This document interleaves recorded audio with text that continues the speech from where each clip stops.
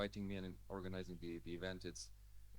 I think it's been a very long time of constantly living in pivotal moments and historically relevant times. So there's always a good time to have these conversations because, yeah, the the historically relevant times do not stop. So we need to not stop um, responding to them. And it's really good to have. I'm very honored to be sitting with this panel here. I have to admit I'm a little bit starstruck as well because I have read and followed these people for quite a few years now, and to be sitting at the same table with them is very cool. So, but anyway, you're here to listen to them, and I'm just asking questions. So let me introduce the panel.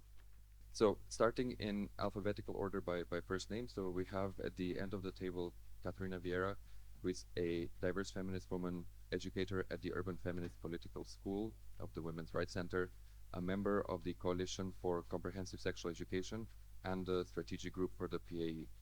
She fights for the social and legal decriminalization of abortion in Honduras, the recognition of all identities and sexual orientations, and the defense of women's and girls' human rights. Katrina, welcome, and thank you for joining us. Next, we have Noreen Shaheen, who is a feminist activist and human rights lawyer with roots in Pakistan, who is focused on researching and challenging the global far right and transnational organizing. She's the executive director of Noor and its founder. Noreen is the director of the transnational grassroots solidarity network, Women Living Under Muslim Laws, and previously she led the Advancing Universal Rights and Justice initiative at AWID and coordinated the Observatory on the Universality of Rights, which you may know as OURS, a collaborative project countering fundamentalisms and fascism. Noreen, welcome. Thank you for joining us. We then have Nouri Alabawa, who is a journalist and researcher with a PhD in anthropology, coordinating the feminist section of, I'm so sorry, I don't know how to pronounce this, Contexto. She's part of the research group on social education and control at the University of Barcelona, currently researching the treatment of gender issues and their intersections with race and migration in the new far-right movements. Nuria, lovely to have you here. And to my immediate left, Sonia Correa, who since the late 1970s has been involved in research and advocacy activities on gender equality, sexuality, health, and human rights, including co-coordinating the working group that drafted the Yogyakarta Principles on the application of international human rights law concerning sexual orientation and gender identity. Since 2002, together with Richard Parker, she has coordinated Sexuality Policy Watch, which is a global forum of researchers and activists developing analyses of global trends in sexuality-related politics and policy. Sonia, lovely to be here with you. Let's start with the first round of questions, and I would start with you, Sonia. If you could please frame the issue for us. We talk about them in the opening of the event today. Who are they, and why do you speak of anti-gender cyclones and political ecosystems? Bueno, buen día. Yo voy a hablar en español. Es efectivamente un placer estar con ustedes, todos, hoy. Agradezco mucho la invitación de la asociación, que es una organización con la cual hemos tenido muchos partnerships, esa palabra que no existe en español, o sea, una labor bastante larga de colaboración y trabajo conjunto desde algunos años. Es un gusto estar en Barcelona y es un gusto estar en ese panel con mis compañeros de discusión. Intentando responder la pregunta que me ha puesto Damian, creo que la primera cosa que hay que comprender, y Silvia ya lo ha dicho, es que cuando hablamos de políticas, actores, ciclones antigénero, estamos hablando de fuerzas de ultraderecha, de fuerzas religiosas ultraconservadoras que cada vez más tienen rasgos neofascistas. Eso no era tan claro hace 10 años, pero ahora se pone cada vez más claro, ¿no? Y eso hay que nombrarlo con todas, ¿no? Yo tengo usado en mis escritos, intervenciones públicas que hago, tengo recorrido a muchas metáforas, porque facilitan la descripción de ese fenómeno, que es un fenómeno bastante complejo, ¿no? y he utilizado la idea de ciclones antigénero como dinámicas que nutren tormentas perfectas de los giros hacia la ultraderecha. Lo que quiero decir con eso es que al menos en América Latina, para empezar, y después en Europa, lo que hemos asistido en los últimos 10 años es que pequeños ciclones, chiquitos, eso que en portugués llamamos redemoinhos, ¿no? Los chiquitos, que se empiezan a hacer en relación al género, al concepto de género, a la teoría de género como una canasta dentro de la cual esas fuerzas ponen cosas y sacan cosas para alejar, para tirar sobre ellas, hacerlas de blancos y que varían de lugar a lugar. Esos pequeños ciclones han fomentado, han sido el combustible de tormentas políticas electorales perfectas, ¿no? En el caso de América Latina se empezó con el ataque al género, a la ideología de género, ese fantasma de la ideología de género, en el referéndum del acuerdo de paz en Colombia en 2016. A eso se siguió un ataque a un documento de la Corte Interamericana que se llama la Opinión Consultiva 24, que reconoce el derecho a la orientación sexual y la identidad de género como compatibles con la Convención Interamericana.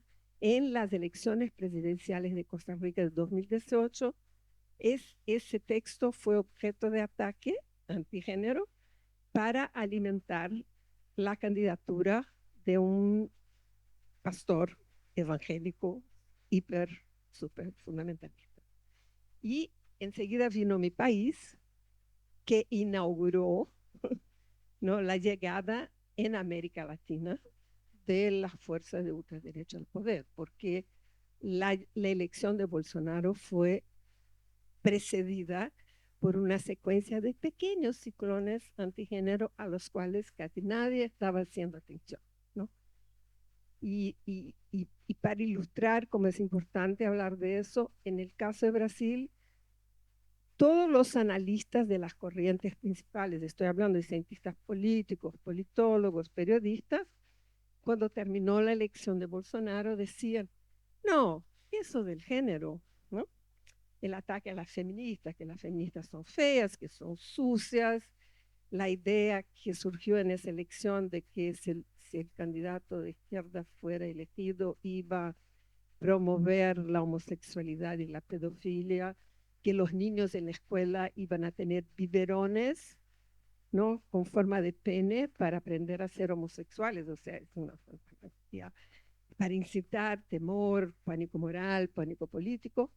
Todos los analistas principales decían, no, eso va a pasar, eso era mera retórica de campaña. Pero pasa que no, y nosotros sabíamos de eso.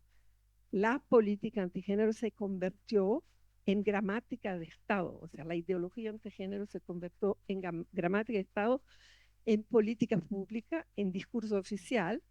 Bolsonaro, 6 meses después de elegido, estaba en Naciones Unidas diciendo que combater la ideología de género es prioridad de mi gobierno. Y claro, Brasil no es el único país donde eso pasa, ¿no? Vimos, bueno, ustedes en España saben que eso pasa en todos los lugares donde está Vox o Vox asociado con el PP en el poder, ¿no? Madrid, por ejemplo, la de Madrid que está acá, Ayuso es muy buena en hacerlo, ¿no? Pasa lo mismo en Italia de Meloni, pasa lo mismo en Hungría, pasó en Polonia y seguramente en varios estados de Estados Unidos. Y claro, eh, aunque en 2016 el tema del género había mucha misoginia, pero género como tal no estaba en la campaña de Trump, pero ahora sí está, ¿no? Y está en su forma nueva, o sea, su nuevo frontline, línea de frente, que es el ataque, ese ataque conjunto a aborto por un lado y los derechos trans, especialmente la niñez trans, son elementos, como ha dicho Silvia, fundamentales del discurso de campaña de Trump. Entonces, eso es una es por qué son ciclones, ¿no? Y finalmente quería decir que la otra metáfora que utilizo es la metáfora de la hidra, ¿no? Porque los ensamblajes que mueven los ciclones de antigénero, que son tormentas, que llevan a tormentas de ultraderecha, en general, nosotras feministas y grupos LGBT durante muchos años han atribuido el origen de esos ciclones solamente a las fuerzas fundamentalistas, ¿no? A las fuerzas religiosas. Y es fundamental comprender que no es así, ¿no? El conservadurismo religioso es parte de su ensamblaje, es una de sus cabezas, o una o más de sus cabezas, pero las fuerzas antigénero son muy heterogéneas, ¿no? Comportan un conjunto muy vasto de actores y de fuerzas, muchas de las cuales son seculares, que están ahí en defensa de un orden económico, de un orden político, no exclusivamente de temas morales, ¿no? Entre comillas. Y es muy difícil percibirlo porque esas cabezas se mueven en muchas direcciones. No sabemos exactamente qué animal es ese, pero el animal camina en una misma dirección, ¿no? Las cabezas se mueven por todas las partes, pero la criatura navega en una dirección muy clara, que es el proyecto de mundo, de sociedad, de poder, de orden jerárquica de las fuerzas ultraconservadoras de ultraderecha, que, como dice el filósofo francés Jacques Rancière, son movidas por una pasión profunda por todas las formas de desigualdad, ¿no? La desigualdad de género, la desigualdad racial, la desigualdad étnica, la desigualdad económica. Creo, y voy a cerrar acá, creo que es fundamental comprender que esas dinámicas son, por un lado, facilitadas, no fomentadas, pero facilitadas por el ambiente, la ideología, las condiciones creadas no solo por la política económica neoliberal, pero por eso que llamamos la racionalidad neoliberal. Una manera de pensar el mundo que está centrada en el individuo, en derechos muy restrictos en la familia y en el mercado, ¿no? Esa idea que la sociedad no existe, estoy volviendo a Thatcher, ¿no? Y que las fuerzas que mueven esas tormentas defienden ese orden, ¿no? Entonces, la dimensión neoliberal de la hidra antigénero como parte de las tormentas perfectas es una dimensión crucial que tenemos que tener en mirada, ¿no? Con sus manifestaciones distintas en varios lugares, porque, por ejemplo, las compañeras de América Latina saben que en el caso de América, de nuestra región, una manifestación crucial, ¿no? De la racionalidad neoliberal es de haber convertido nuestras economías de nuevo en economía extractivista como eran en el periodo colonial, ¿no? Eso no está en todos los lugares, pero sí en nuestra región, en otros lugares del sur. Entonces, hacer esas conexiones entre el orden, entre la economía política y los ciclones antigénero y las tormentas de la ultraderecha, a mi ver, es como el mensaje fundamental que quería dejar con ustedes. Muchas gracias.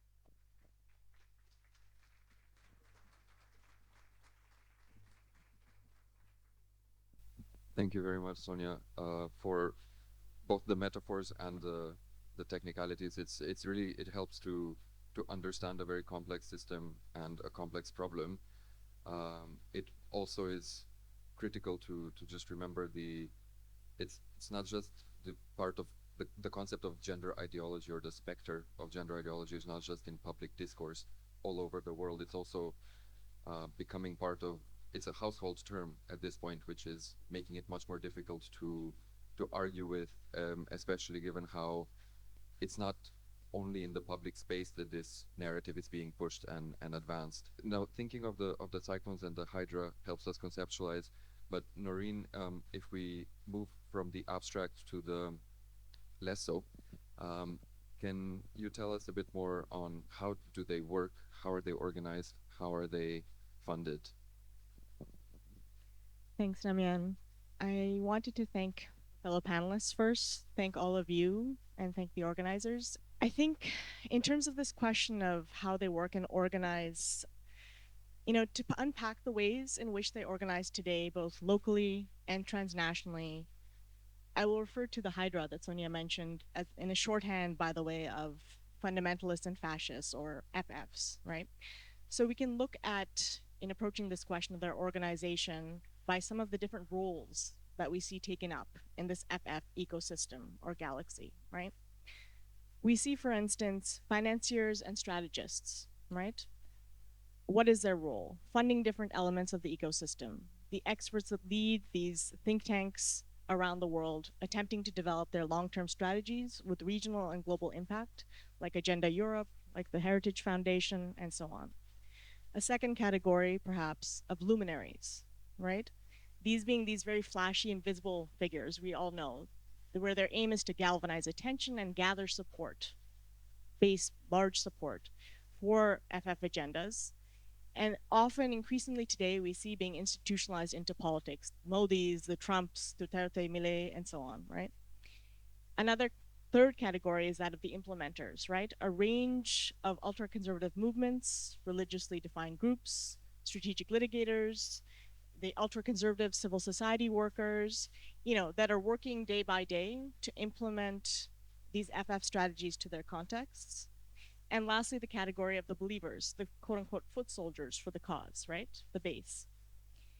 I'll also say that when we think about how they work and how they organize, we know that there are both state and non-state actors in this organizing ecosystem, with also different balances of where we see folks, playing a role in terms of which regions. So for instance, in South and Southeast Asia, we see the significant role of increasingly authoritarian states, often acting in concert or collusion with fundamentalist actors and the military or armed groups.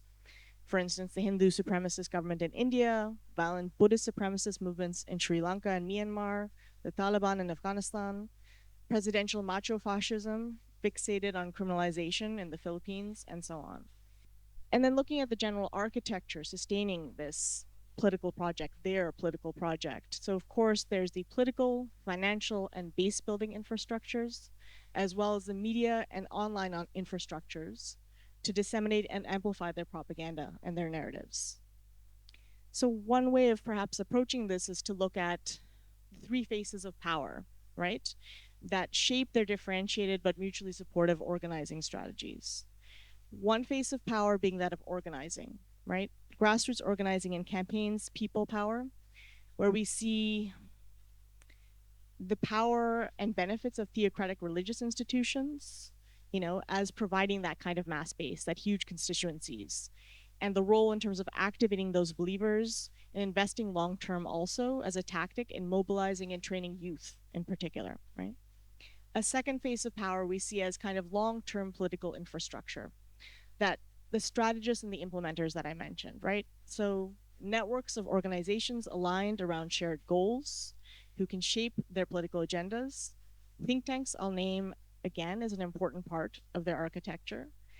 And they're working to directly infiltrate the political arena to reorder that landscape, mainstreaming the extreme, the judicial approaches that have been mentioned, right? Entering into the government.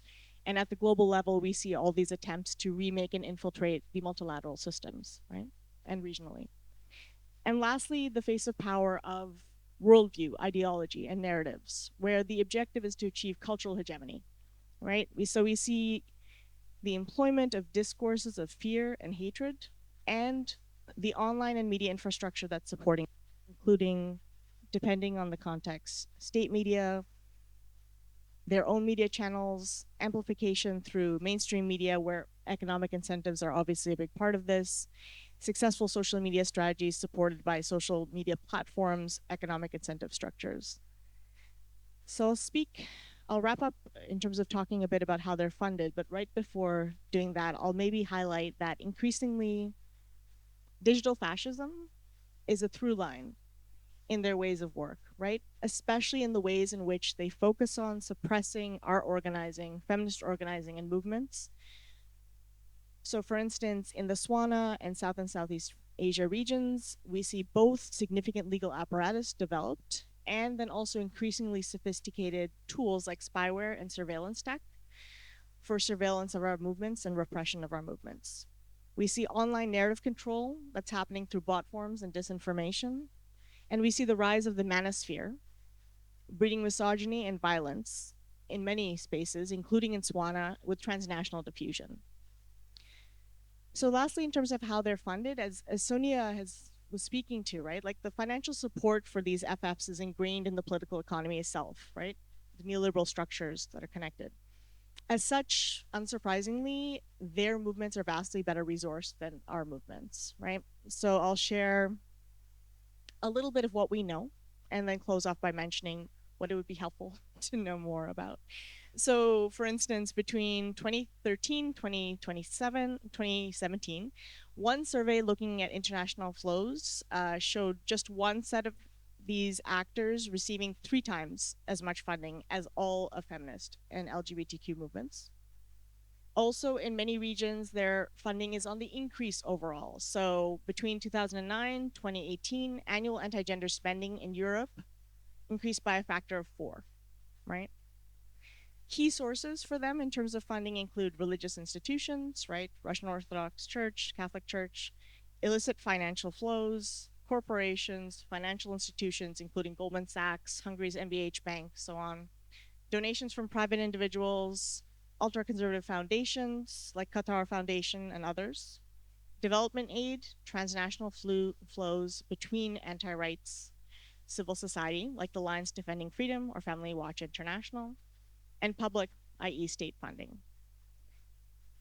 And so even with the difficulties in tracking their financial contributions, from our research over the past 5 to 10 years, we see that only US-based and organizations defined them as anti-gender organizations between 2008 to 2017 was $6.2 billion.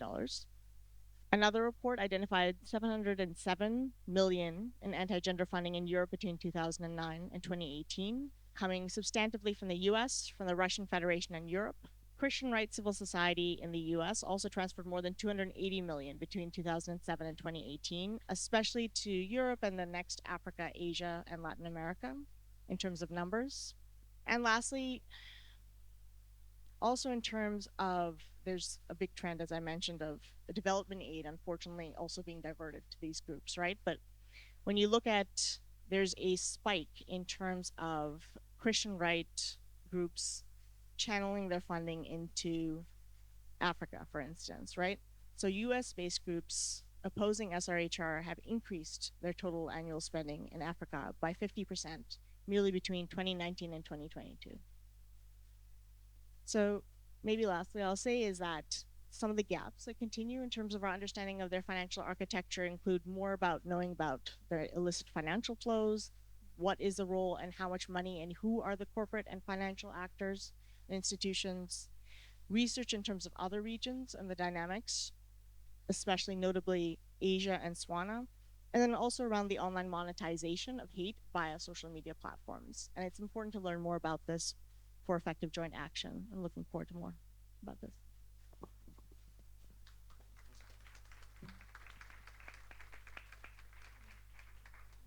Thank you very much for that, Noreen. And just in contrast, I think you mentioned the extreme disbalance in funding, and this data is from a few years ago, but it helps to illustrate the median annual budget of a women's rights or feminist organization globally was about $20,000, and it goes exponentially down when we look at LGBT advocacy groups, and specifically when we look at like trans rights groups and sex workers groups, that their budgets are essentially zero.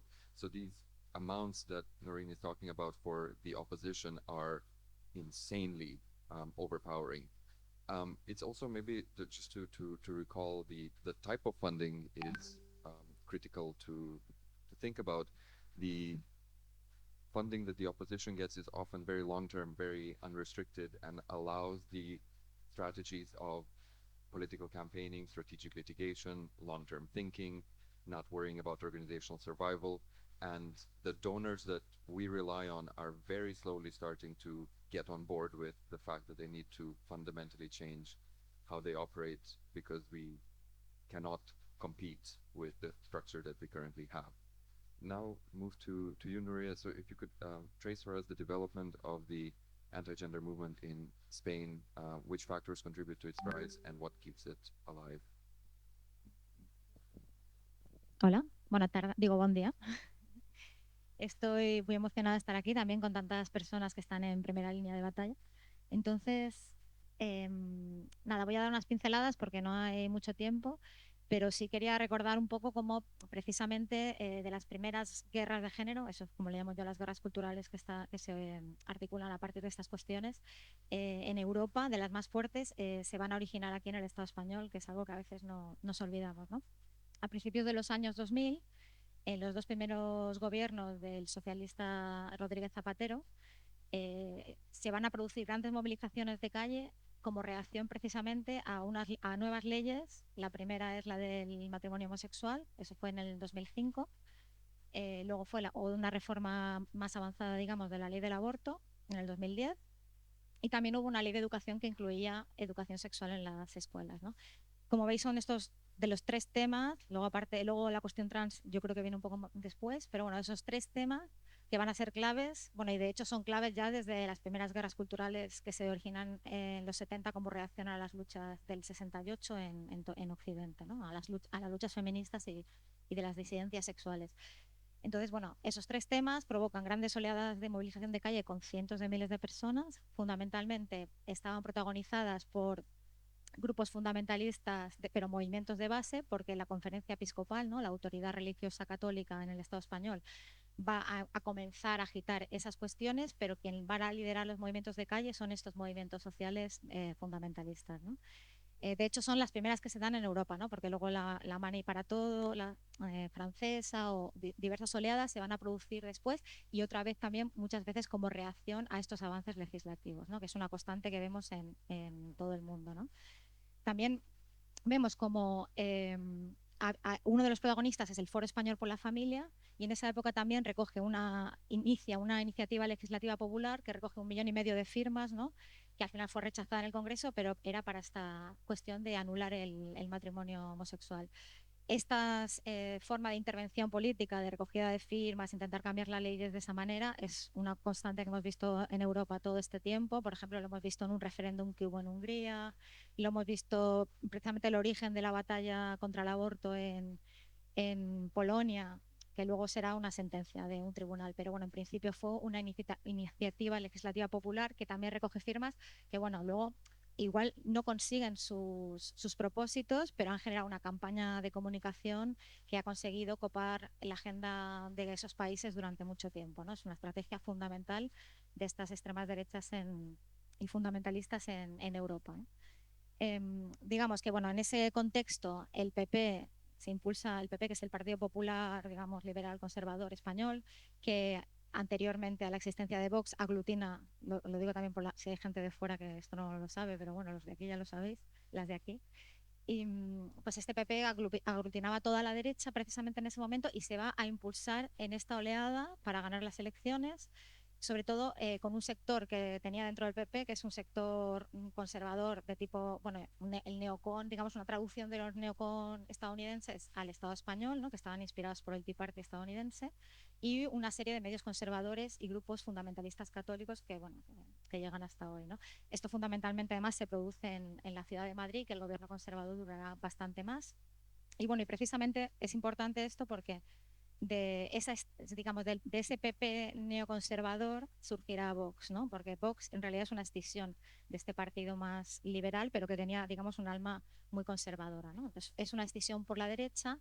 Hay un gobierno, el siguiente gobierno precisamente será el del PP, y bueno, gobernado por Rajoy, que va a hacer, para ganar las elecciones, va a hacer una campaña muy fuerte en contra de la ley del aborto.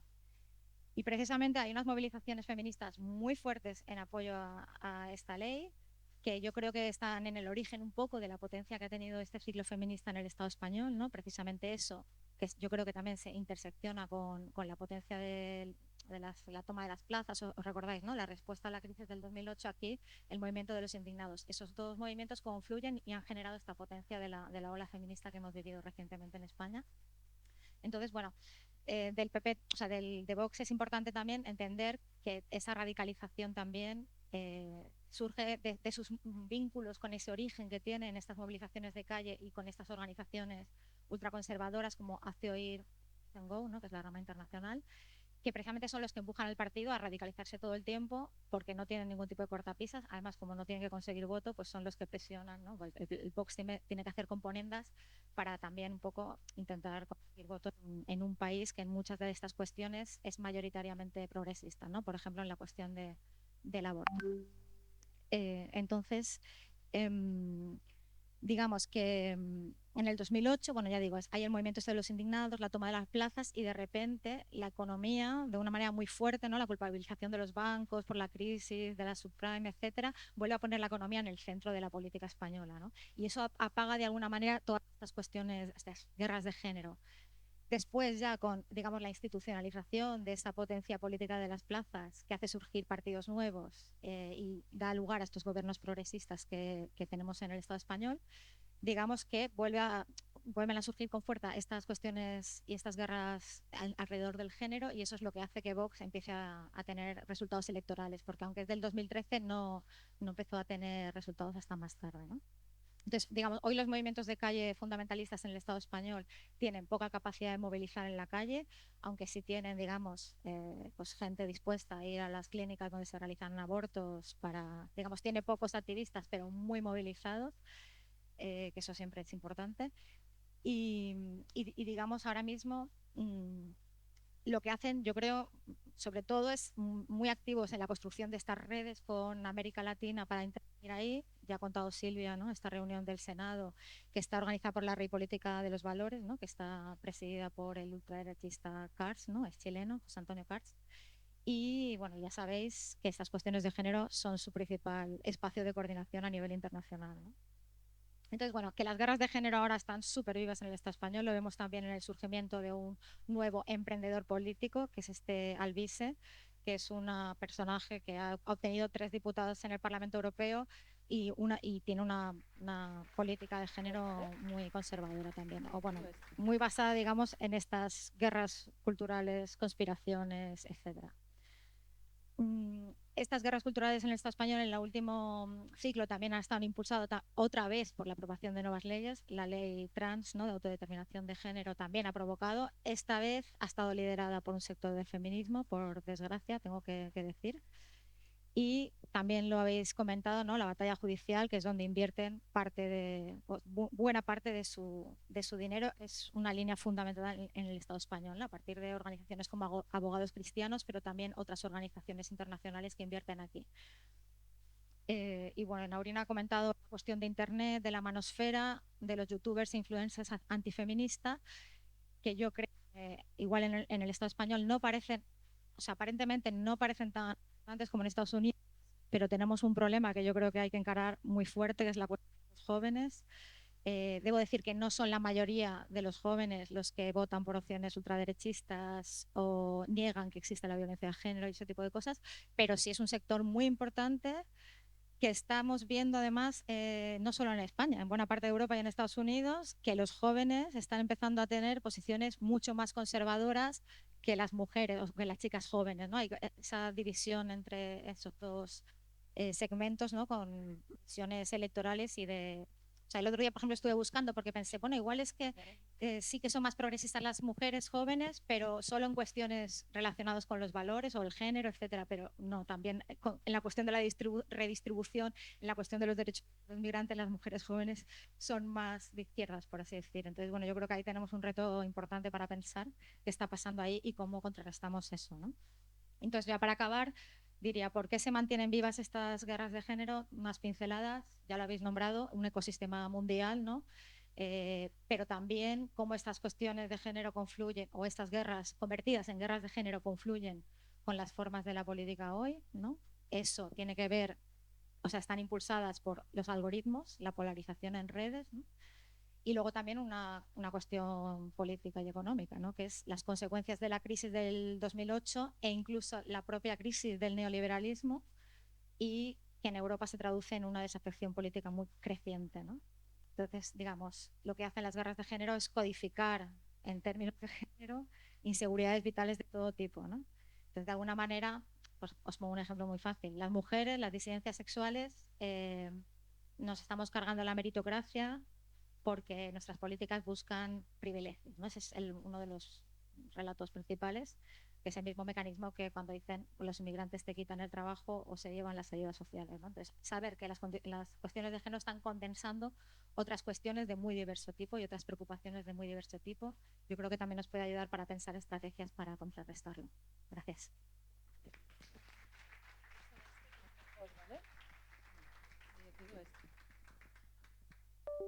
Thanks very much, Henry. I think it's really important to what you alluded to, the concept of power and power changing hands. One of the major sort of discursive successes of the anti-gender movement, in my opinion, has been the conviction of the economically disenfranchised sort of working classes and especially in former industrial areas who, due to neoliberal policies, have less resources available to them than before. The convincing that it is the fault of women, LGBTQI people, the immigrants, refugees, and it is they who are stealing the resources.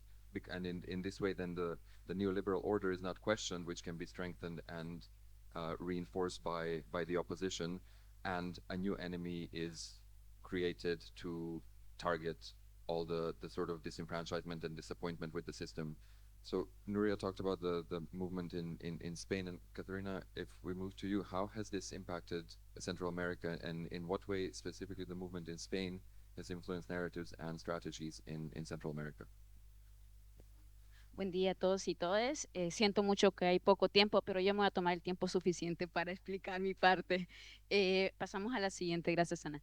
Quisiera contarles que desde Honduras, yo sé que han escuchado por ahí que tenemos la primera presidenta de Honduras, y de hecho su discurso para llegar al poder habló de mujeres, no les voy a fallar. Sin embargo, han pasado varios años y lo único que han habido han sido rechazos. Entonces, Honduras ha tenido 5 oportunidades para mejorar los derechos sexuales y derechos reproductivos para las mujeres y las disidencias sexuales. Entonces, le voy a querer explicar cómo estas oportunidades trabajadas de sociedad civil, de muchos de grupos de mujeres y feministas que durante varios años atrás han intentado proponer estas leyes para mejorar. Entonces tenemos primero un protocolo de atención integral para personas y víctimas de sobrevivientes de violencia sexual. Este protocolo fue aprobado en el 2022, sin embargo no está funcionando. Este igual es un protocolo trabajado hace como 13 años atrás, que fue también proporcionado a la Secretaría de Salud, y después de ser aprobado, nosotros siempre seguimos como dónde está, qué está pasando, hay como un seguimiento, y lo único que nos han dicho es, sí, se le está dando como a las personas que son las encargadas de esta atención, pero vamos a los centros de salud y no existe un protocolo. Las víctimas y sobrevivientes siguen acudiendo a nosotras diciéndonos que no existe. Sin embargo, los medios de comunicación siguen insistiendo, pidiendo implementación de este protocolo, pero no hay. Pasemos a la siguiente, por favor, Ana. También tenemos, Honduras aprobó el uso anticonceptivo de la pastilla de emergencia. Ustedes saben, bueno, no, si no saben, estuvo prohibida por 13 años. Hubo un intento de que fuera totalmente ilegal. Sin embargo, bueno, voy a hacer un resumen. Esto pasó en el 2009, cuando el golpe de Estado para Honduras. No lo lograron, pero sí quedó prohibida con un decreto ministerial. Estuvo prohibida por estos 13 años, con muchos intentos de nosotras, de los grupos como Luchas en las Calles, también pidiendo a cada ministro o ministra que pasaba por esta secretaría que levantara esta prohibición. Xiomara Castro el año 2022 quita esta prohibición con un decreto presidencial. Quiere decir que la siguiente presidente o presidenta lo puede volver a prohibir, puede quitar este decreto y puede volver a ser prohibida. De hecho, con esta avanzada de los grupos antiderechos, pues se puede hacer otro esfuerzo para que sea ilegal. Seguimos como insistiendo, a pesar de que esta pastilla ya fue liberada, pasó otro proceso para que estuviera en las farmacias. Se logró que estuviera en las farmacias con un precio más o menos accesible, como bueno, $3 por ahí. Sin embargo, no está a nivel público. Entonces, seguimos insistiendo el por qué no está en lo público cuando existe un presupuesto, no nos dan respuesta, ya van varios años. Si vamos a las aldeas, por ejemplo, no, ni saben de esta pastilla. Hay demasiada desinformación porque, bueno, yo vivo en la capital y si voy a un centro de salud, lo primero que me dice la persona que me atiende que es abortiva. Entonces, la desinformación es la base de todos estos discursos, de hecho, de los grupos antiderechos. Pasamos a la siguiente. Otra oportunidad, esta ley de especial integral contra las violencias de las mujeres, es una ley también trabajada por grupos de mujeres y feministas, ya llevamos 16 años. Me gustaría que escucharan este idioma antes que me escucharan a mí. Hoy tenemos esperanza. Diversas organizaciones de mujeres y feministas hemos unido nuestras voces y experiencias para crear una ley especial que enfrente con mayor efectividad la violencia hacia las mujeres. Esta propuesta de ley es integral, pues garantiza la prevención y protección de todas las mujeres. Además, asegura que todas las formas de violencia, incluso aquellas que aún no se reconocen, sean sancionadas. Con esta ley se fortalecerá la coordinación entre los mecanismos de atención local, interinstitucional y estatal en favor de las mujeres, transformando así la forma en la que nuestro país responde a todas estas formas de violencia. Con tu apoyo podemos lograrlo. Es tiempo de alzar nuestras voces. Demandemos juntas la aprobación de la Ley Especial Integral contra las violencias hacia las mujeres. La necesitamos ya. Bueno, esta ley fue entregada a la presidenta justamente el año que empezó su gestión. De hecho, nos abrieron las puertas, nos pidieron que hiciéramos una feria de educación sexual ahí en la casa presidencial y estábamos como muy emocionadas. Nos está recibiendo, no, bueno, dimos la ley y ella dijo, no, mujeres, no les voy a fallar. De nuevo. Esta ley, después de 3 años lleva ya, ¿verdad? Más o menos, no sabemos nada de la ley.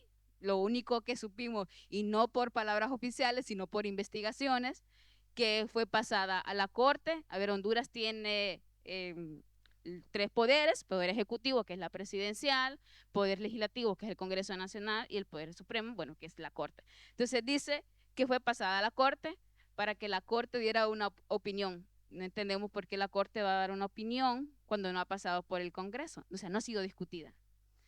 Es una ley bastante larga, integral para contra todas las violencias de las mujeres. De hecho, no solo de las mujeres, sino también de las disidencias sexuales. Y lo último que supimos hace como 2 semanas es que la destrozaron. En la Corte la destrozaron, no la quieren pasar. Bueno, están esperando pasarla al Congreso porque le están quitando palabras específicas como género, como derecho a la privacidad, por ejemplo, pero que no tenga que tener nada que ver con género. No logramos tener una respuesta de la presidenta, de hecho no nos dice nada. Y lo otro es que las compañeras que emigraron al gobierno tampoco nos están dando respuestas. Pasamos a la otra oportunidad, por favor. A la siguiente. Ya hablé mucho de esta ley. A la siguiente. Y tenemos lo que es la Ley de Educación Integral. Nosotras presentamos esta ley al Congreso, se presentó, se aprobó en el Congreso el año pasado. Sin embargo, fue modificada. Quitaron 2 cosas. De nuevo, el derecho a la privacidad para las infancias y que no tuvieran la palabra género porque tenía que ver con las diversidades sexuales, según el Congreso Nacional. Se aprueba y le ponen esta cola que dice prevención de embarazo en adolescencia. En Honduras existe una ley que dice que después de que una ley es aprobada en el Congreso, la presidencia tiene 10 días para vetar esta ley. Pasaron estos 10 días, nunca se publicó en la Gaceta, que es como el diario oficial, donde se aprueban las leyes. Pasaron varios meses y nosotras dijimos en junio, ¿qué está pasando con la Ley Integral de Educación Sexual? ¿Por qué no se ha publicado?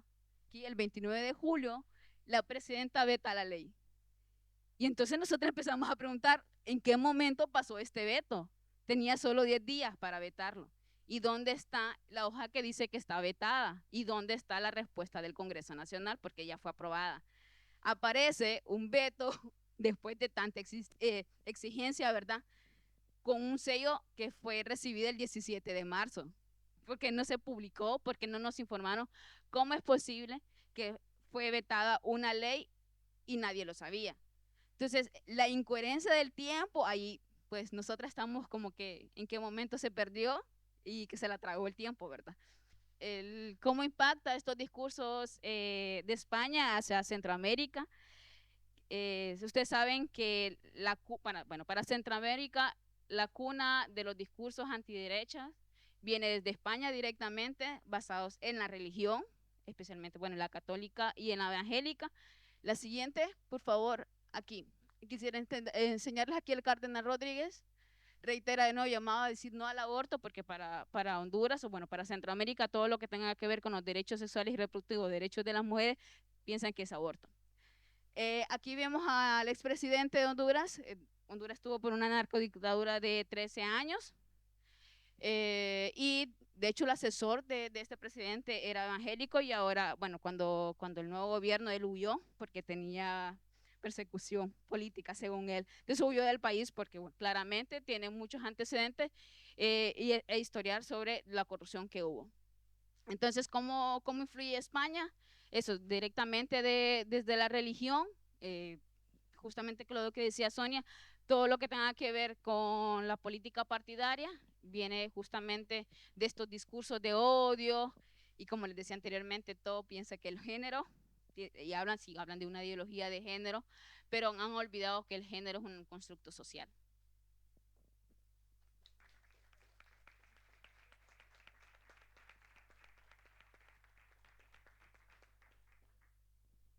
Thank you very much, Katerina. So we took a step back to look at how sort of these transnational and Atlantic connections are in influencing the narratives and the strategies, as well as the deflective power of the concept of gender ideology to distract public attention from corruption and other abuses of power. But Katerina, so maybe I want to start with you again for the second round, and specifically to the part that you skipped. How does it play out in the fight for abortion rights, the anti-gender movement in Honduras? Sí, nosotros en Honduras nos hemos como aglutinado en diferentes plataformas para poder como diferenciarlos en las diferentes luchas por los derechos, ¿verdad? Entonces, hace unos años se puso un recurso inconstitucional sobre el aborto por 3 causales a la Corte anterior, la Corte Suprema, que fue admitido este recurso. No había forma que no fuera admitido ya que cumplíamos con todas los requisitos en forma. Pero pasaron varios años y lo último que hizo esa corte justamente un día antes de salir fue declarar sin lugar este recurso exactamente un día antes que saliera. Después entró una nueva corte con muchas esperanzas porque había, de hecho, también la primer presidenta de la corte, una mujer que nos abrió la puerta de la corte, hicieron como una campaña porque nos estaban recibiendo y después de varias semanas lo que hicieron fue ratificar esta sentencia sin lugar a la corte anterior. Están diciendo, estamos ratificando que no va esta ley o esta ley inconstitucional sobre el aborto. Y lo que hicieron en el 2021 es que hubo una reforma en los artículos de la Constitución en Honduras y una de la reforma 60 y en el artículo, el artículo 67 fue impedir el aborto que pueda ser legalizado, o sea, pétreo. Lo hicieron pétreo, sin embargo, en esa misma reforma hicieron que los años, las condenas a las personas violadoras bajaran, los años de condena bajaran y al aborto lo hicieron pétreo. Eso es lo que está pasando en Honduras con el aborto. Por eso me gustó como explicarles también las otras oportunidades que ha tenido el gobierno Nosotras actualmente, después de esto, claramente las energías se nos vinieron un poco abajo porque teníamos todas las esperanzas en este gobierno, porque justamente llegan con estos discursos de izquierda, que les vamos a dar todos los derechos porque venimos del pueblo, somos del pueblo, venimos también de las calles. Sin embargo, se han instalado en el poder y ahora lo que hacen es pues quedarse en este poder avalando los discursos de odio, diciendo este no es el momento, venimos a otras elecciones, ocupamos su apoyo, pero todos nuestros derechos han quedado en el abandono. Actualmente nos estamos de nuevo reforzando, estamos pensando en nuevas estrategias para seguir luchando por el aborto.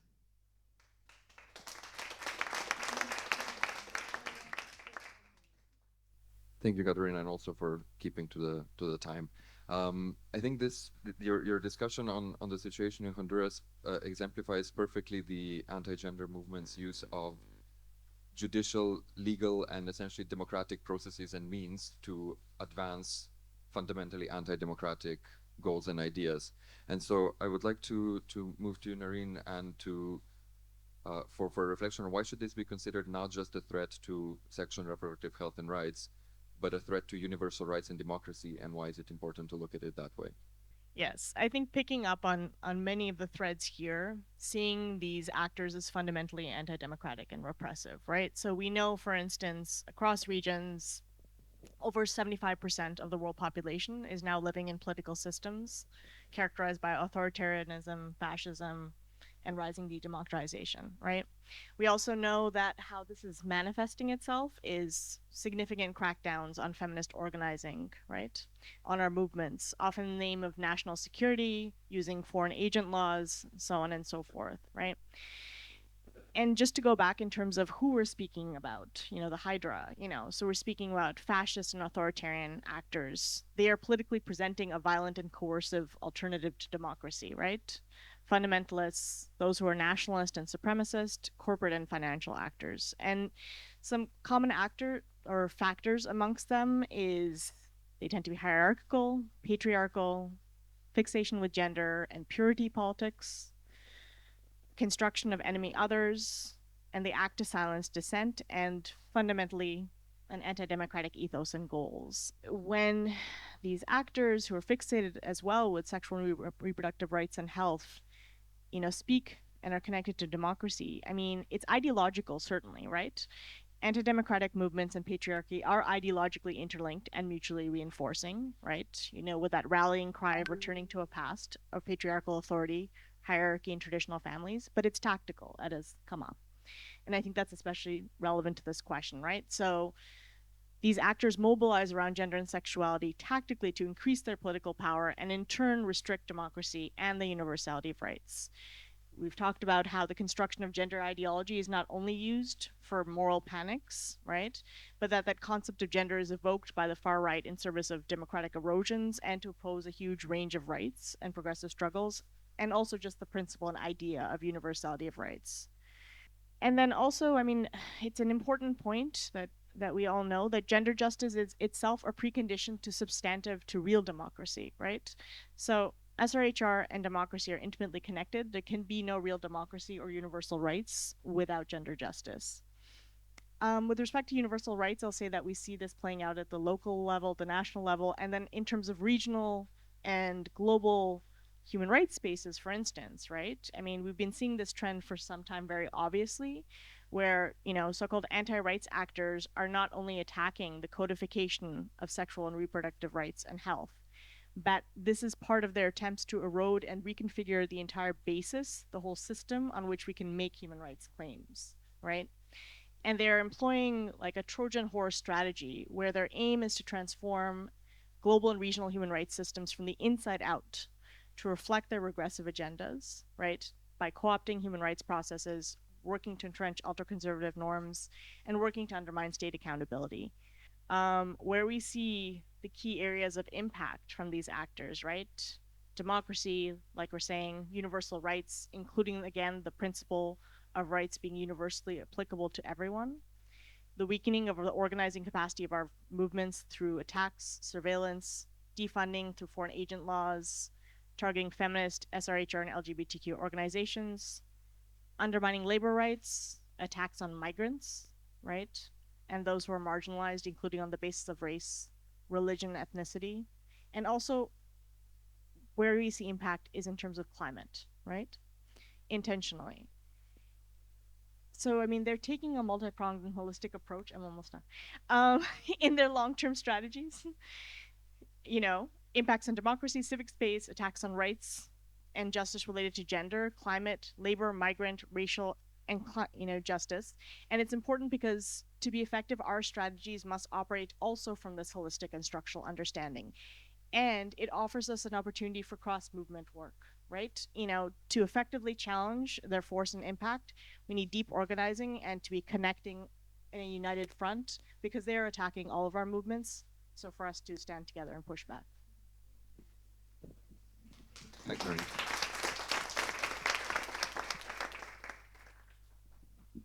Now that you flagged the very deep interconnection between both the actors and narratives that advocate against gender justice, climate justice, racial justice, and it's a lot of fights at the same time that sort of face us. And Nuria, you advocate for, or you speak of the importance of choosing which battle to fight and doing it strategically. Can you tell us more? Bueno, claro, el problema de las respuestas a las guerras culturales es que siempre son contextuales, que dependen de los momentos políticos, del país, etcétera. Pero yo creo que la idea es que estas guerras culturales, sobre todo en lugares como España, por ejemplo, donde los derechos sexuales y reproductivos tienen una cierta hegemonía y toda su gran movilización no ha conseguido grandes retrocesos, es muy importante como apuntar bien. Entonces, pongo un ejemplo para que esto se entienda.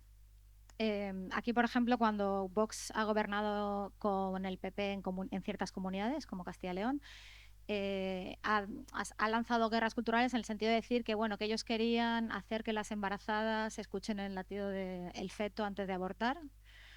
Este tipo de cosas lo hacen mucho en países donde no pueden tocar las leyes, ¿no? Buscan como estrategias colaterales, pero ya digo, sinceramente, con poco impacto real, tanto en la legislación, que eso no se puede hacer, como, bueno, como con una idea de batalla comunicativa muy fuerte. Entonces, ¿qué pasa? Que lo que hacemos nosotras normalmente es salimos en redes todo el rato a pelear estas cuestiones con su agenda, con sus, o sea, por los cauces que ellos nos están poniendo, ¿no? Entonces, yo cuando hablo de las necesidades estratégicas es de ver cómo podemos, ya lo ha dicho Silvia, es muy importante avanzar y no solo reaccionar, ¿no? Entonces yo creo que es el momento de avanzar. Entonces, por ejemplo, la cuestión del aborto. ¿Cuáles son los problemas que existen en el Estado español? Pues, por ejemplo, que en muchas comunidades no se puede abortar en la pública, que las migrantes sin papeles no tienen acceso al derecho, que todavía está en el Código Penal, que tendríamos que avanzar, tendríamos que pensar, bueno, pues tenemos que constitucionalizarlo, como en Francia, ¿no? Para evitar que pase lo que ha pasado en Estados Unidos, ¿no? Que en realidad, como era una sentencia del Tribunal Supremo que allí genera jurisprudencia, pero no es una ley, entonces llega otra sentencia y esa ya no sirve, ¿no? Entonces, como esa necesidad de avanzar. Y también salía el otro día un debate, ¿no? ¿Qué hacemos con las concentraciones en las clínicas? Aquí hay clínicas en el Estado español, yo no sé muy bien cómo es en Barcelona, creo que hay menos, pero en Madrid, por ejemplo, en algunas de estas clínicas se han estado concentrando, acosando, digamos, a las mujeres que van a abortar. ¿Y qué se pidió? Bueno, pues no, vamos a hacer una ley para prohibirlo. Bueno, se ha prohibido y lo que han hecho es alquilar todos los locales alrededor de la clínica, entonces se ponen delante de su local y dicen, no, estamos repartiendo folletos. O sea, ellos son súper estratégicos. Entonces, por ejemplo, ¿qué podemos hacer nosotras aquí? Pues en Madrid en concreto hay clínicas que practican los abortos porque en los hospitales públicos no se realizan estos abortos. Entonces, aquí en el Estado español, las estructuras clínicas y tal son grandes hospitales donde se realizan muchos tipos de operaciones. Entonces, si tú consigues que eso se haga en la pública, no vas a tener concentraciones porque allí entra y sale tanta gente que tú no sabes para qué tipo de operación van a... ¿no? No es lo mismo que una clínica que solo practica abortos, que es muy fácil atacarla, ¿no? Entonces, bueno, como en cada batalla, pues pensar, bueno, más allá del escándalo que nos producen sus barbaridades, cómo podemos seguir avanzando en estos derechos.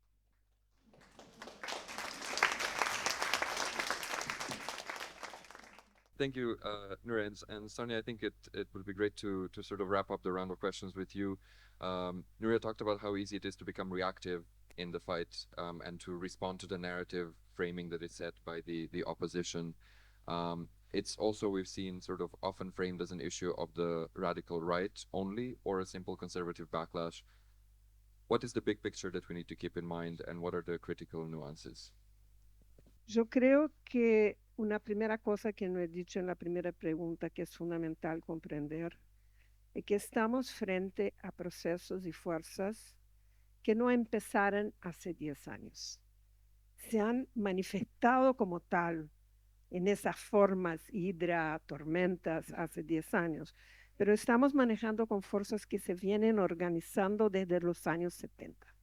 Hace medio siglo que están en proceso de reorganización, reconfiguración, lo que significa que tenemos mucho hacia adelante, ¿no?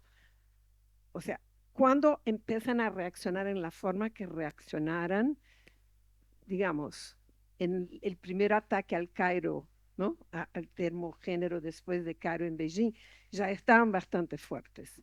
Y cuando van a las calles, hace 10 años estaban todavía más reorganizadas y reconfiguradas en esa forma de lo que llamamos el giro gramsciano. O sea, son fuerzas que están en estado permanente de revolución conservadora, ¿no? Imparables, ¿no? Eso es muy importante porque tenemos un largo espacio para frente. Pero también para comprender que eso no es backlash. Eso no es solo respuesta a las ganancias que tenemos. Eso es, en algunos momentos, respuesta, pero en gran medida es preventivo. Es preventivo. El caso de Honduras, por ejemplo. No se ha legalizado el aborto, no se ha legalizado nada de identidad de género, orientación sexual. Sin embargo, están ahí, ¿no? Y están ahí haciendo una prevención para que pase, ¿no? Y eso en América Latina y otros lugares lo están haciendo siempre, desde mucho. Quiero hacer también un comentario sobre, sí, son fuerzas, es importante, transnacionales y locales, pero hay que pensar las geografías de eso, ¿no? La descripción que yo he hecho sobre las tormentas se aplica sobre todo a las Américas y a Europa. No tiene la misma forma en las otras regiones que ha hablado Naurín, y quizás sea importante tratar de eso en el debate. Y finalmente, un comentario. Aunque estemos hablando de fuerzas, sobre todo de un ambiente, de estrategias, de dinámicas que se han generado a la ultraderecha del espectro político, eso no quiere decir que no tenemos problemas con la izquierda. Y quiero subrayar eso con todas las letras, ¿ok? El ejemplo de Honduras es tajante y se debe a qué? Eso se debe al ciclo largo, porque en gran medida lo que impide que pasen cambios en Honduras es una fuertísima presencia de Opus Dei, ¿no? Que está ahí desde siempre, quiero decir, desde los años 50, ¿no? Entonces, eso es el largo curso funcionando en el contexto. Entonces, las izquierdas son influenciadas por algunos de esos actores y fuerzas. Las izquierdas tienen su propio conservadurismo con relación a esas temáticas. En Brasil, derrotado Bolsonaro, llega Lula al poder, llega con una escena muy linda que deben haber visto ustedes, ¿no? Porque había mujeres, indígenas, pero en lo que concierne temas de género y sexualidad están en pánico con la derecha que no fue derrotada en el Parlamento, ¿no? Y hay un sector enorme del partido que echa todo el tiempo discursos contra políticas de identidad. La política de identidad, que es un discurso de la ultraderecha, el marxismo cultural, el woke, es hablado, está en el vocabulario de las izquierdas hoy. Y eso es un problema. Y para terminar, la hidra crea un ecosistema, como ha dicho Naurín, ¿no? Es un ecosistema, no es solo una relación entre actores, un ecosistema complejo donde hay de todo, incluso personajes que se autodefinen como siendo de izquierda. Y el ejemplo más tajante de eso son las corrientes feministas, antigénero, antitrans, transfóbicas, muchas de las cuales se autodefinen como de izquierda. Ejemplo, Lidia Falcón, en España, sentada con Vox contra la ley trans, pero Lidia Falcón es solo un ejemplo. En Brasil, en Colombia, estamos haciendo un estudio en Brasil de esas corrientes y es una mezcolanza completa, ¿no? Hay de izquierda, hay conectadas con derecha y hay ahora las que dicen que ni somos de izquierda ni de derecha, somos defensoras de los derechos de las mujeres. También estamos manejando con eso, ¿no? Y el curioso acá, y para terminar, es que eso es el mismo que dice Sí, una Nayib pregunta rápida. Bukele. Me gustaría saber Yo a no qué se soy refieren cuando hablan de izquierda hidra. No ni sé de si las dos derecha, se refieren a ¿no? lo mismo. Hay pasado y el futuro. O sea, eso es un otro tema que aparece en ese confusionismo creado. Y una palabrita. Yo también pienso que es importante pensar que política antigénero, discursos sobre ideología de género, woke, marxismo cultural, etcétera, no son solamente distracciones. Funcionan para distraer, pero son más que distracciones. Son contenidos y construcciones ideológicas, ¿no? El ataque a género es un ataque al concepto de género por los contenidos de igualdad ampliada y de libertad de uno decidir sobre su vida que el concepto contiene. Y eso no podemos perder de vista. Es el concepto mismo que está bajo. Aun cuando lo que hacen con el concepto produce distracciones, ¿no? Hay que mirar la idea de que solo distracción, yo pienso que es una interpretación que debe ser, no que la abandonemos, pero no es solo distracción, es distracción más. ¿Ok? Me pasé un poco. Thank you very much, Sonia, for the sort of big picture and zooming us back out. Let's take the two questions and maybe at once, and then let the panel respond and maybe wrap up. All right, I see two hands up. Simplement era una mica com aportar la perspectiva juvenil, perquè crec que a vegades es parla molt de les joves i se'ls dona poca possibilitat a també opinar, i crec que hi ha un condicionament de la subjectivitat juvenil en relació a generació perduda, no? Una dretanització, un feixisme creixent de les joves, i crec que a vegades això també condiciona a les persones més joves que són acusades o assenyalades. I crec que això és important perquè genera tota una subjectivitat i una racionalitat determinada. I llavors agafo l'últim que deia la companya al final, que és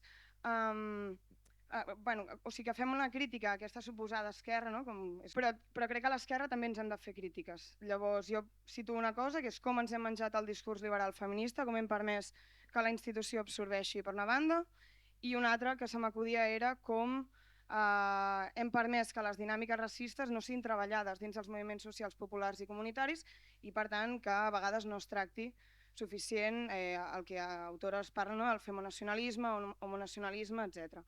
Llavors la pregunta que tenia per les companyes era si podem aprofundir una mica més en altres crítiques, perquè també està bé criticar, però també autocriticar-nos i mirar una mica cap endins. Mi pregunta es para Sonia. ¿Cómo grande es el papel del Opus Dei en el movimiento antigénero? Porque a veces pienso que me vuelvo loco con verlo en todas partes, pero parece que a lo mejor es de verdad. Gracias. Y una pregunta rápida. Me gustaría saber a qué se refieren cuando hablan de hidra. No sé si las dos se refieren a lo mismo. Okay, thank you all. Those are big and diverse questions. So to summarize, we have a question about sort of self-reflection and interrogating ourselves as well for the blind spots or the kind of intentional or semi-intentional prioritization of whose rights we fight for first, and the problems that causes in the actual potential for success in the fight. Then we have a Honduras-specific question about how powerful is Opus Dei there, and then we have a question to elaborate more on the concept of the Hydra. Bueno,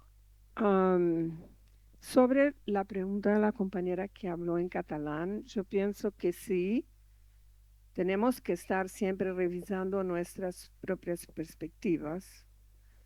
Y claro, cuando he dicho que la izquierda brasileña tiene ahora un problema con política identitaria, no estaba hablando solo de feminismo y temas del LGBT. El tema del racismo está incluido también. O sea, hay una pelea incluso en torno a eso, aun cuando es importante decir que las derechas latinoamericanas, las ultraderechas, tienen una posición en relación al tema racial que no es exactamente igual a lo que se ve en Europa y Estados Unidos, ¿no?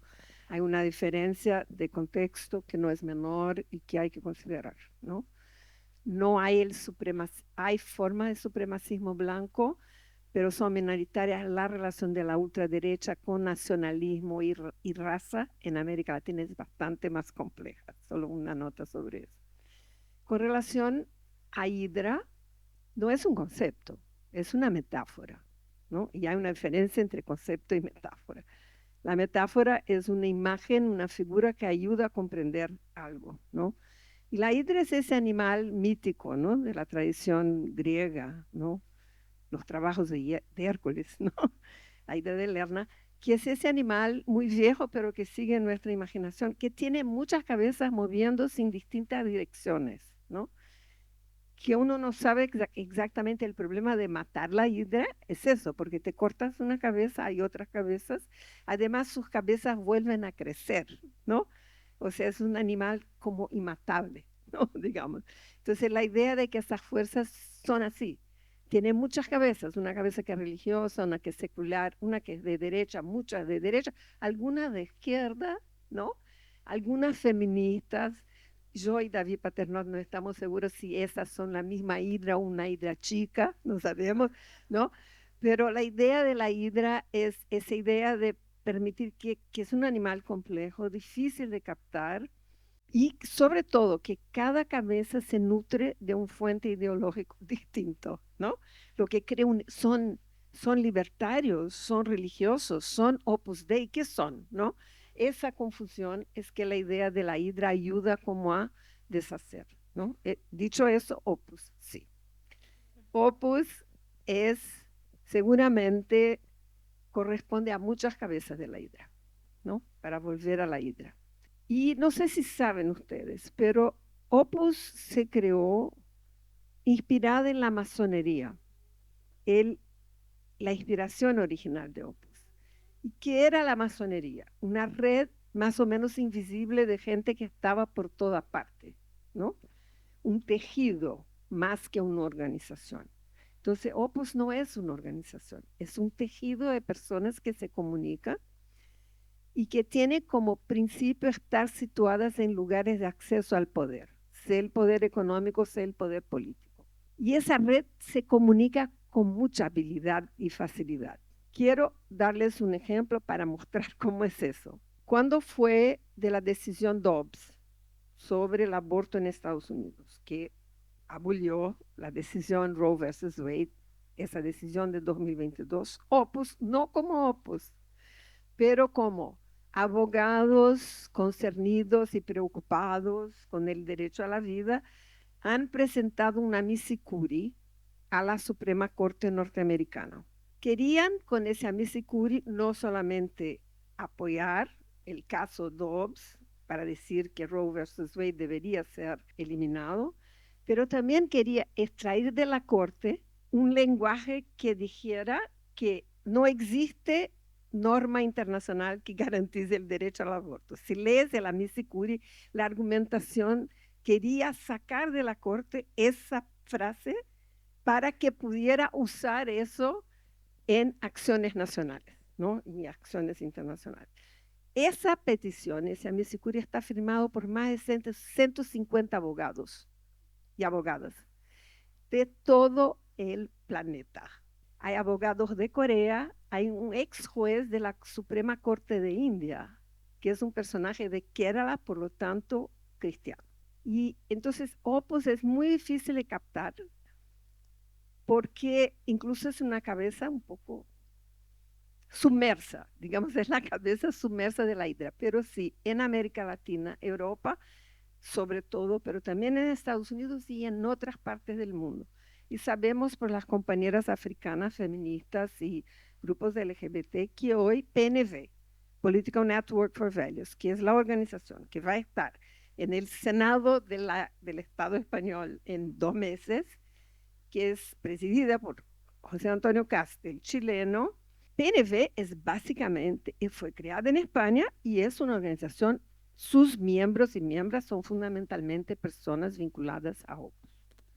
Tiene más que Opus, pero el nudo central de PNV es Opus. Eso es clarísimo. Pero les cuento que hay una otra organización del mismo tiempo que es TFP, Tradición, Familia, Propiedad, que es importante en Brasil y sobre todo en Europa, pero no voy a hablar de ella, pero tiene características bastante semejantes. Es también ultracatólica, pero fue creada en Brasil.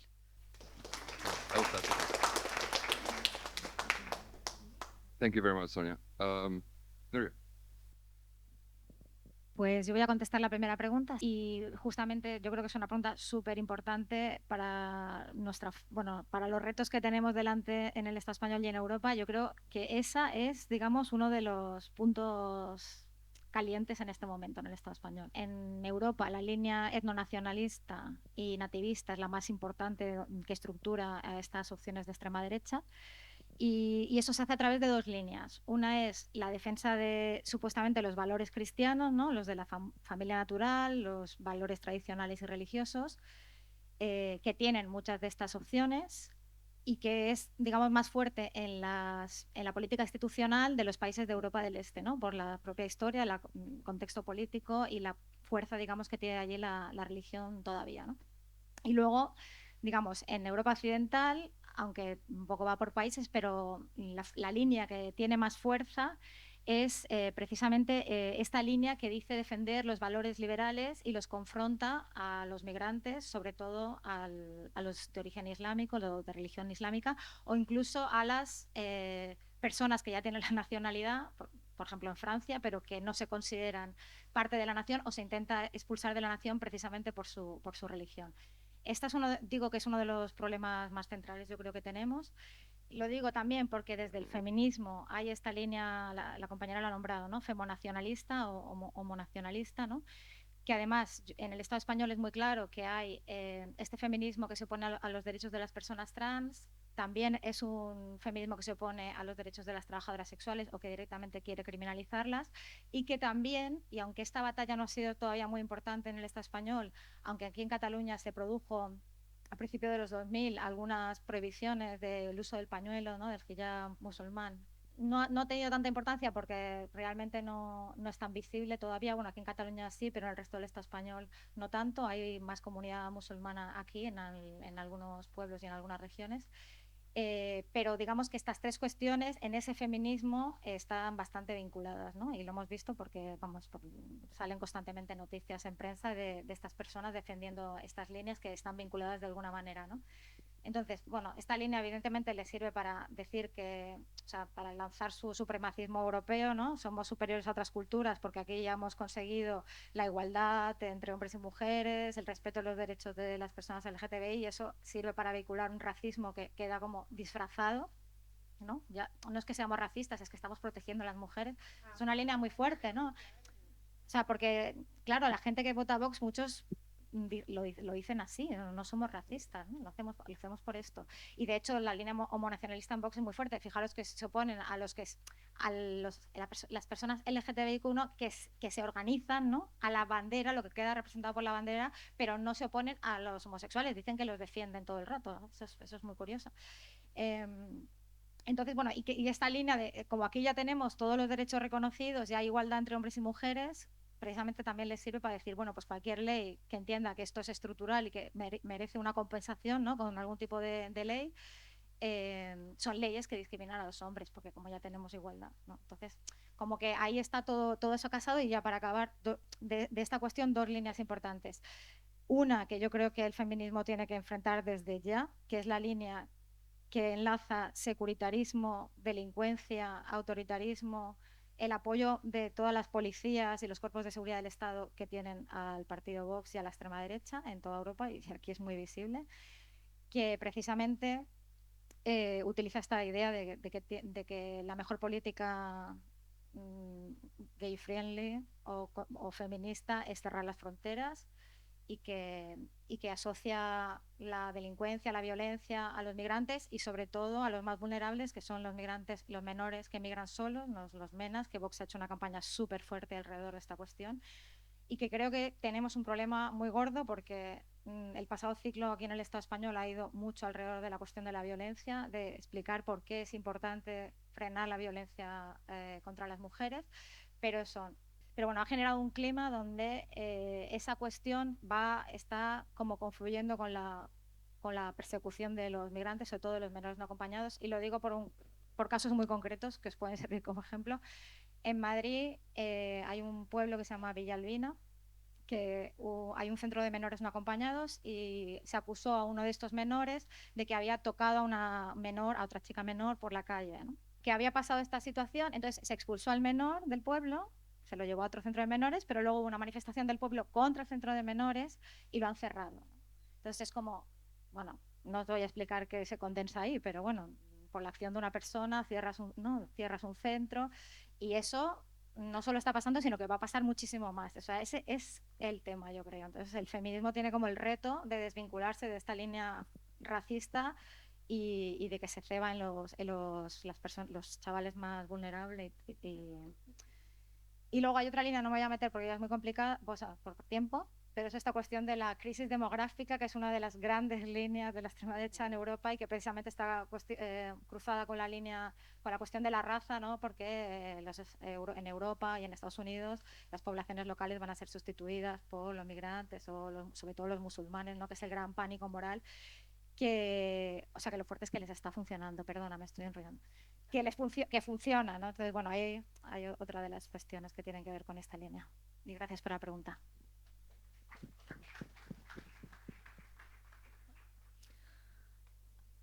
I'll speak briefly to a couple of the questions. I think just picking up on what's already been said, in relation to the Hydra, for instance, I mean, the point where there is similarity and also dissimilarity, depending on the context, I think is key.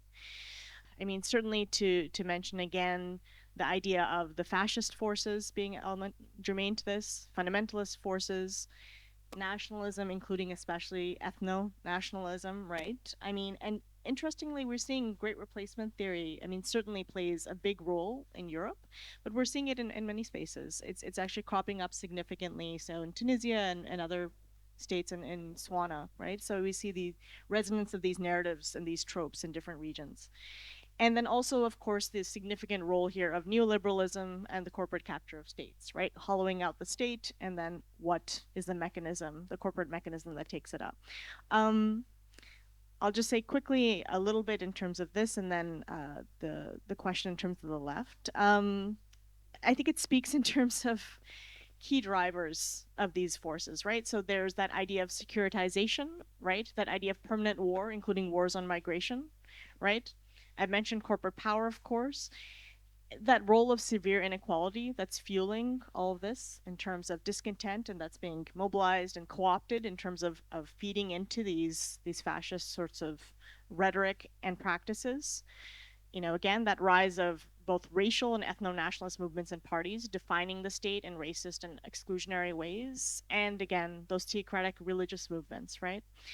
And then, I mean, lastly, maybe to mention, in terms of the left, there's so much. And I did want to say just that I do think that in terms of what I'm about to say, many of these critiques, which are essential, are coming significantly as well from the state in which we find ourselves, with this array of forces pushing back against us, right? So certainly we see trends where we are fragmented, right? We see trends where we are reactive, right? Instead of proactive. We may often accidentally reinforce their narratives and their worldview through repetition, right? Talking about being strategic. To what extent are we necessarily always, pushing back against that kind of holistic view of all of those tentacles of the Hydra, right? Like, is in terms of our work and the proposals we're putting forward, I think an attention to material conditions is really, really crucial, right? And along with that cross-movement approach, that is really essential. In terms of youth, I think that they, quote unquote, often focus much more in terms of recruitment, mobilization, and engaging youth than we do. And I think this is actually really crucial. of course, we know the issues, significant issues in terms of TERFs and SWERFs on trans issues and sex work, right? And just a couple of last things I'd say is that I think that in terms of anti-gender, in terms of fundamentalist and fascist forces, we have, over the past several years, increased our knowledge significantly. There's always more, but we have. But especially transnationally, translating that knowledge into joint action, I think, is something which often still stands out, right? It's certainly also in terms of the need for the amplification of long-term feminist organizing in regions all around the world, including Africa, Swana, Asia Pacific, I think is a huge piece of this puzzle. And then the last thing I'll say is, going back to that idea, which I think is key, which is they are a political project. They are presenting a political project. And so to respond, I think what is truly important is, what is our political project? How is it being presented? How is it being advanced? How is our worldview being advanced? So a couple of thoughts.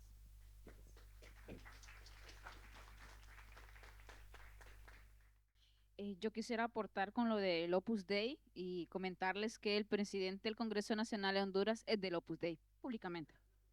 Entonces, todas las decisiones pasan por ahí. Y efectivamente, lo que decía Sonia es una estructura de estos poderes que están escondidos. Sin embargo, a mí no me parece que la iglesia sea un poder invisible, ¿verdad?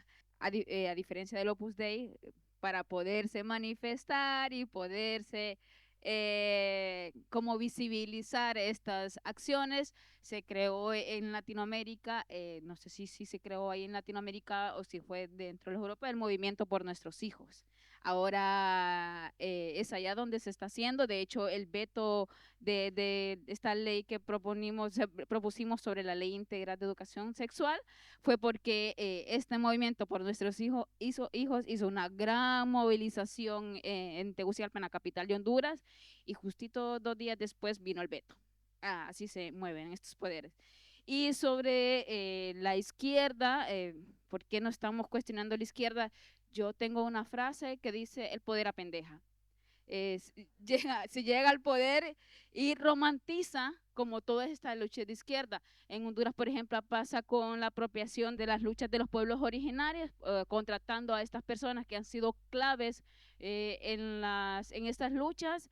Sin embargo, las tienen sin sueldo, aguantando hambre, teniendo en la capital, cuando se extrañan como esos pueblos. Y pasa también lo del caso de Berta Cáceres.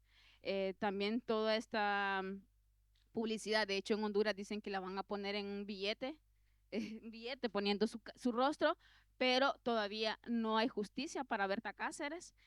Nos está costando cuestionar. Hace como 2 años a Honduras llegaron 2 compañeras, una de Nicaragua, otra de El Salvador, y lo primero que nos dijeron fue: no se duerman, que les va a pasar lo mismo que nos está pasando. Ya saben que en Nicaragua también tiene una dictadura de izquierda, en El Salvador con lo de Bukele también, que pasó lo mismito que en Honduras. El gobierno se llenó de compañeras feministas y llegaron al poder y ya no están haciendo nada, y en Honduras está justamente lo mismo, y nos está costando cuestionar por qué no estamos cuestionando, por qué no estamos haciendo nada. Y no sabemos. De hecho, nosotros nos sentamos y nos estamos preguntando por qué no estamos de nuevo en las calles. Si esto hubiera pasado, si nos hubieran dado los derechos que nos presentan, si hubiéramos presentado en la narcodictadura, estuviéramos en las calles. Pero ¿por qué nos está costando ver realmente el problema? ¿Por qué no estamos ahí luchando? Y es justamente la romantización de las luchas de izquierda, y por qué las personas que están dentro del poder se siguen quedando calladas. ¿Por qué les han callado? Eso. Más que todo dejo cuestionamientos más que respuestas.